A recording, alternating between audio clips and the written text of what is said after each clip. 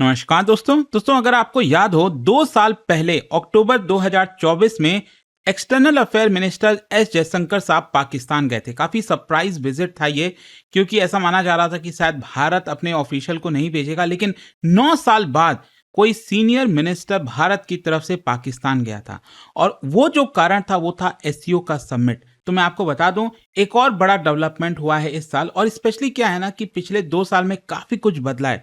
Operation सिंदूर, जिस तरह से भारत ने प्रहार किया था पाकिस्तान के ऊपर, ऐसा लग रहा था कि यहाँ पर किसी भी प्रकार की बातचीत नहीं हो सकती है। लेकिन यहाँ पर हम बात कर रहे हैं शंघाई कोऑपरेशन ऑर्गेनाइजेशन। तो इसका जो बॉर्डर टॉक्स है वो इस्लामाबाद में होना था, क्योंकि मैं आपको बता दूं अभी सितंबर में इसकी प्रेसिडेंटशिप भी पाकिस्तान के पास आ जाएगी। तो कोशिश ये थी कि क्या भारत जाएगा नहीं जाएगा, मतलब बातचीत हो रही थी। लेकिन फाइनली जो खबर आया है कि इंडियन ऑफिशियल्स इस्लामाबाद गए, वहां पर इस मीटिंग को अटेंड किए। तो इसको डिटेल से हम समझेंगे कि क्या मायने रखता है ये, क्योंकि कई लोगों के मन में सवाल आएगा कि देखो, भारत तो बार बार कहता है कि हम कोई बातचीत नहीं करेंगे, तो ये हो क्या रहा है, क्यों भारत एससीओ के अंदर पाकिस्तान में वो भी शामिल हो रहा है, और इसका मेन मकसद क्या था, क्या हुआ, वो सब कुछ मैं आपको बताऊंगा। चलिए आगे बढ़ते हैं, लेकिन उससे पहले आप सबको बता दूं, अगर आप यूपीएससी की तैयारी कर रहे हैं, 21 जुलाई लास्ट डेट है स्टडी आईक्यू पर। अगर आप कोई भी यूपीएससी का बैच लेना चाहते हैं जिसके अंदर प्रीलिम से लेकर इंटरव्यू तक की पूरी तैयारी कराई जाती है, मेंटरशिप, टेस्ट सीरीज, बहुत सारे फीचर्स हैं। अगर आप इसको अवेल करना चाहते हैं, use this code Ankit live, link comment section में दिया हुआ है। बाकी अगर आपको कोई भी डाउट है, प्रॉब्लम है, तो ये फोन नंबर है, इस पे कॉल करिए, मेरी टीम आपको अच्छे से गाइड कर देगी। चलिए शुरुआत करते हैं। सबसे पहले देखते हैं कि हुआ क्या था। देखिए क्या है ना, जो शंघाई कोऑपरेशन ऑर्गेनाइजेशन है, मैं आपको बताऊंगा इसके बारे में और डिटेल से, लेकिन इसके अंदर आता है एक बॉर्डर सर्विसेज। तो उनके जो हेड्स ऑफ बॉर्डर सर्विसेज है, उनका 12th मीटिंग ये इस्लामाबाद में होना था, और इसमें फाइनली भारत ने पार्टिसिपेट किया है। तो पहले नजर में ये देखने को मिलता है कि बहुत ही ज्यादा कॉन्ट्राडिक्टरी है, क्योंकि भारत पाकिस्तान इस समय जो बायलैटरल रिलेशन है काफी ज्यादा खराब चल रहा है। लेकिन इंटरनेशनल डिप्लोमेसी में अगर आप देखोगे ना, तो काफी कुछ अलग नजरिए से आपको देखना पड़ता है। This is the classic example of compartmentalisation. मैं आपको बताऊंगा इसके बारे में। देखिए, ये न्यूज इंपॉर्टेंट क्यों है। बेसिकली इस न्यूज को आपको 3 फैक्टर्स के थ्रू देखना होगा। सबसे पहला यह है कि भारत पाकिस्तान के जो ऑफिशियल्स हैं, अभी आज के डेट में, आज जो पोजीशन अगर आप देखोगे, हार्डली किसी भी प्रकार का इंटरेक्शन होता है। मतलब रिलेशंस इतने ज़्यादा खराब हो चुके हैं कि किसी भी प्रकार का आपको बायलैटरल रिलेशन देखने को नहीं मिलेगा। और आप सब जानते हैं, वैसे ही पाकिस्तान काफ़ी बौखला रखा है। इंडस वाटर जो ट्रीटी है उसको भारत ने एक प्रकार से छोड़ दिया है, उसको मानने से इनकार कर दिया है। तो इसकी वजह से पाकिस्तान काफ़ी परेशान भी है। दूसरा है आपका, पाकिस्तान अभी चेयरमैनशिप लेगा एससीओ का। एससीओ जो बॉर्डर सिक्योरिटी मैकेनिज्म है, तो इसका जो चेयरमैनशिप है वो पाकिस्तान के पास आ रही है। और साथ ही साथ ये दिखाता है कि भारत यहाँ पर बायलैटरल तरीके से पाकिस्तान से भले ही बातचीत ना करे, लेकिन जब बात आती है रीजनल लेवल पर सिक्योरिटी की, तो यहाँ पर डेफिनेटली भारत पार्टिसिपेट करता है। और उसके पीछे का कारण वो मैं आपको बताऊंगा। देखिए एग्जैक्टली हुआ क्या। जो सीनियर ऑफिशियल्स हैं वो इस्लामाबाद गए, क्योंकि शंघाई कोऑपरेशन ऑर्गेनाइजेशन के तहत यहाँ पर मीटिंग होनी थी। और इस मीटिंग के अंदर देखिए कई सारी चीज़ों पर रिव्यू होना था, जैसे सिक्योरिटी अलोंग इंटरनेशनल बॉर्डर। जो एससीओ के जितने भी मेंबर्स हैं, उनके जो बॉर्डर शेयर होते हैं, वहाँ पर किस तरह की सिक्योरिटी है। जो क्रॉस बॉर्डर थ्रेट लगातार इमर्ज हो रहा है, जैसे illegal migration, drug trafficking, human trafficking, तो इन सारी चीज़ों का रिव्यू होना था। और ये जो मीटिंग है, ध्यान रखिएगा, it was purely technical and institutional. ये कोई पॉलिटिकल मीटिंग नहीं थी। यहाँ पर कोई भारत पाकिस्तान का बायलैटरल बातचीत नहीं थी, ये एकदम क्लियर होना चाहिए। और इस मीटिंग में कौन कौन पार्टिसिपेट किया। बेसिकली एससीओ में अभी टोटल 10 फुल मेंबर्स हैं। ये सभी देशों ने यहाँ पर पार्टिसिपेट किया है।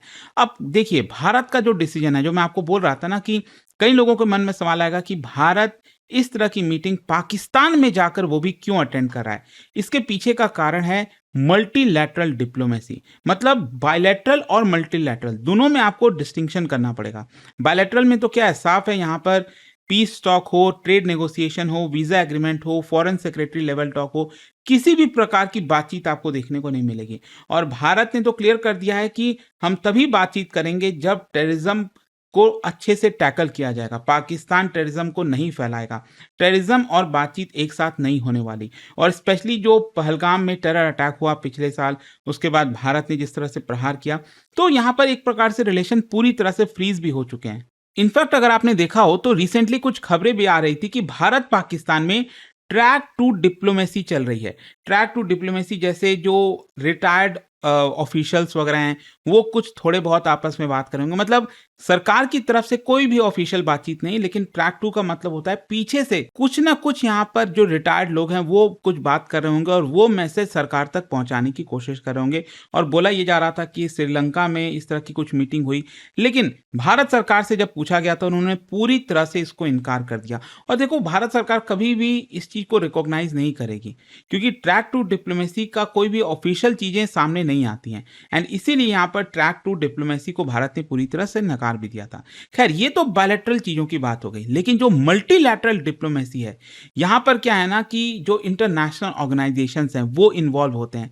तो वहां पर अगर भारत सोचो अगर बॉयकॉट करने लगे कि नहीं, क्योंकि पाकिस्तान है नहीं करेंगे, तो ये फिर मुश्किल हो जाएगा भारत के लिए। क्योंकि यहाँ पर देखो, एससीओ हो, ब्रिक्स हो, G20, यूनाइटेड नेशंस, WTO, जितने भी ऑर्गेनाइजेशन है, उसमें आपने देखा होगा कोई ना कोई ऐसा देश है, चाहे वो चाइना है, कोई भी है, जिसका भारत के साथ शायद रिलेशंस अच्छा ना हो। तो भारत का ये ऐसा मानना है कि यहाँ पर स्ट्रैटेजिक इंटरेस्ट को देखते हुए हम जो इंटरनेशनल इंस्टीट्यूशंस हैं वहां पर पार्टिसिपेट करेंगे, मल्टीलैटरल इंस्टीट्यूशंस में पार्टिसिपेट करेंगे। इसका मतलब ये नहीं है कि भारत और पाकिस्तान के रिश्ते अच्छे हो गए हैं। अच्छा, भारत की फॉरेन पॉलिसी प्रिंसिपल समझिए। यहां पर हम इशू बेस्ड एंगेजमेंट करते हैं और इसी को कंपार्टमेंटलाइजेशन भी कहा जाता है। जैसे फॉर एग्जांपल, बायलैटरल इशू हमारा पाकिस्तान के साथ टेररिज्म को लेकर है, लेकिन मल्टीलैटरल पोजीशन हमारी ये है कि हम एससीओ में पार्टिसिपेट करते हैं। बॉर्डर टेंशन चाइना के साथ है, लेकिन हम ब्रिक्स हो, एससीओ हो, उसमें भी हम बातचीत कर रहे हैं। ट्रेड डिस्प्यूट यहाँ पर है भले ही, लेकिन फिर भी WTO में नेगोशिएट करते हैं, चाहे वो यूएस के साथ हो, किसी भी देश के साथ हो। पॉलिटिकल डिसएग्रीमेंट हो सकता है कई देशों के साथ, लेकिन हम फिर भी यूनाइटेड नेशन में कॉपरेशन करते हैं। तो यहाँ पर भारत जो है एक तरह से ऐसे देखता है कि हम अपने डिप्लोमेटिक इंटरेस्ट को सेफगार्ड कर पाते हैं without compromising on our security position. अच्छा, यहां पर अब सवाल आता है कि ये एससीओ और ये जो मीटिंग हुई इसमें क्या क्या हुआ। सबसे पहले एससीओ को समझिए, शंघाई कोऑपरेशन ऑर्गेनाइजेशन। वैसे तो ये ऑफिशियली बनाया गया था 2001 में, लेकिन इसके पहले इसको शंघाई 5 कहा जाता था और इसका हेडक्वार्टर बीजिंग चाइना में है। इसके फाउंडिंग मेंबर, ये टोटल 10 मेंबर्स हैं एक्चुअली। पहले China, Russia, Kazakhstan, Kyrgyzstan, Tajikistan, Uzbekistan थे। उसके बाद पाकिस्तान और भारत 2017 में इसके मेंबर बने। फिर ईरान 2023 में इसका मेंबर बन गया और बेलारूस ये आगे चलकर ज्वाइन कर गया। तो कुल मिलाकर अभी फुल टाइम मेंबर टोटल 10 है। ऑब्जेक्टिव क्या है? देखो, मेन जो फोकस है ना, आप अपने एग्जाम पर्सपेक्टिव से भी ध्यान रखिएगा कि एससीओ का जो सबसे कोर और मेन फोकस है वो है सिक्योरिटी। और यहाँ पर जो एजेंडा है उसमें सिक्योरिटी में counter terrorism, border management, anti separatism, anti extremism, ये सारी चीज़ें होती हैं। फिर इसके अलावा इकोनॉमिक कॉपरेशन भी हो, एनर्जी हो, कल्चरल कॉपरेशन, ये सारी चीज़ों का ऑब्जेक्टिव है बेसिकली। और जो मैंने आपको बताया ना, सिक्योरिटी, टेररिज्म, तो एससीओ का अगर आप देखोगे तो यहाँ पर जो कोर प्रिंसिपल है वो 3 चीज़ें हैं। पहला टेररिज्म, दूसरा सेपरेटिज्म और तीसरा एक्सट्रीमिज्म। और इसीलिए इसको ऑफिशियली कहा जाता है 3 इविल्स ऑफ एससीओ। ये 3 इविल्स है जिससे हमें फाइट करना है। और कई जो एससीओ इंस्टीट्यूशंस हैं, जैसे एक बहुत ही इंपॉर्टेंट है, एससीओ के अंदर ही बनाया गया है, वो है रीजनल एंटी टेररिस्ट स्ट्रक्चर। ये आपका इसी के इर्द गिर्द काम करता है, तो वो भी इसीलिए बनाया गया। अच्छा, यहां पर आप समझिए बॉर्डर सिक्योरिटी इतना मेजर एजेंडा क्यों है, क्योंकि देखो एससीओ के जो मेंबर्स आप देखोगे इनके आपस में बहुत सारे बॉर्डर सटते हैं। जैसे भारत पाकिस्तान का बॉर्डर हो गया, यहाँ पर रशिया का बॉर्डर कितने सारे देशों के साथ है, चाइना के साथ, किर्गिस्तान हो गया, तो बहुत सॉरी किर्गिस्तान तो यहाँ पर है, फिर कजाकिस्तान है यहाँ पर, और यहाँ पर मंगोलिया, ये बेसिकली ऑब्जर्वर स्टेटस मिला हुआ है। तो ये सब चीज़ें हैं, बेलारूस के साथ यहाँ पर है ही है। तो इसी तरह से चाइना भारत का हो गया। तो बहुत सारे बॉर्डर्स हैं यहाँ पर एक साथ सटते हैं। तो वहाँ पर माउंटेनियस टेरेन है, पोरस फ्रंटियर है, टेररिज्म का खतरा है, ड्रग ट्रैफिकिंग का खतरा है। तो इसको हमें कैसे फाइट करना है, ये सबसे मेन एजेंडा होता है। आई होप ये चीज क्लियर हो गया होगा।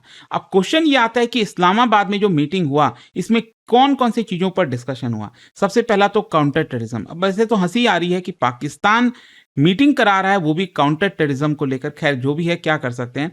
चीज़ों को देखना पड़ता है। तो यहाँ पर मेंबर्स ने terror financing, cross border infiltration, radicalisation, इन सब में बात किया और ये भारत के लिए सबसे इंपॉर्टेंट इशू आप कह सकते हो। दूसरा ड्रग ट्रैफिकिंग, स्पेशली अफगानिस्तान को लेकर जिस तरह से नारकोटिक्स फ्लो होता है यूरेशिया में, तो इसको लेकर काफ़ी चिंता। और यहाँ पर जो रूट है वो सेंट्रल एशिया, पाकिस्तान, ईरान, यहाँ सबसे पास होता है। एंड एससीओ कोऑर्डिनेट करता है ताकि इस तरह के नेटवर्क को रोका जाए। फिर human trafficking, border infrastructure, information sharing, इन सब चीज़ों को लेकर इस्लामाबाद में बातचीत हुआ और सभी मेंबर्स ने मिलकर जो भी डिसीजन हुआ उसको अपना लिया। मतलब ये चीज़ों पर फोकस होगा, इसको मेंबर्स ने अप्रूव कर दिया। खैर, अब क्वेश्चन ये आता है कि पाकिस्तान को आगे क्या मिलने वाला है। देखो, चेयरमैनशिप एससीओ जैसे 2023 में भारत के पास चेयरमैनशिप था, उसी प्रकार से पाकिस्तान को सितंबर में एससीओ की चेयरमैनशिप मिल जाएगी। अब चेयरमैनशिप का मतलब यह है कि पाकिस्तान और भी आगे मीटिंग्स होल्ड करेगा। अब देखना होगा कि क्या भारत पार्टिसिपेट करता है कि नहीं, एजेंडा को सेट कर सकेगा, कोऑर्डिनेशन जो है उसका डिस्कशन होगा, कोऑर्डिनेट्स का। फिर यहाँ पर कोऑपरेशन अलग अलग मेंबर्स में हो सके उसको फैसिलिटेट करेगा। देखो, चेयर का मतलब ये नहीं होता है कि पाकिस्तान को फुल अथॉरिटी मिल गई है, मतलब कुछ जो चाहे वो कर सकता है, ऐसा नहीं है। ये बेसिकली एडमिनिस्ट्रेटिव वर्क होता है, कोऑर्डिनेटिंग का रोल होता है जो हर एक देश को रोटेशन बेसिस पर दिया जाता है।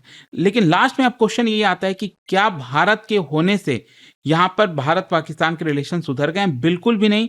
यहाँ पर आप समझिए कि जो पीस टॉक है भारत पाकिस्तान के बीच में वो स्टार्ट नहीं हुआ है, ट्रेड वापस से स्टार्ट नहीं हुआ है, कंपोजिट जो डायलॉग है वो रिवाइव नहीं हुआ है और पाकिस्तान का जो पॉलिटिकल पोजीशन है उसको भारत ने एक्सेप्ट नहीं किया। तो पार्टिसिपेशन हमने मल्टीलैटरल इंस्टीट्यूशन के थ्रू किया है एक पर्टिकुलर इशू को लेकर। और देखो, भारत करेगा भी क्योंकि यहाँ पर टेररिज्म की बात हो रही है, तो भारत तो चाहेगा कि यहाँ पर पाकिस्तान इन चीज़ों को रोके। अब क्वेश्चन ये कि भारत इनको बॉयकॉट क्यों नहीं कर देता सिंपली। देखो, कई लॉस हो सकता है भारत को, क्योंकि यहाँ पर अगर हम अपनी आवाज़ ही नहीं रखेंगे तो कोई दूसरा इसका फायदा उठाएगा। तो यहाँ पर चाइना और पाकिस्तान को ज़्यादा स्पेस मिल जाएगा।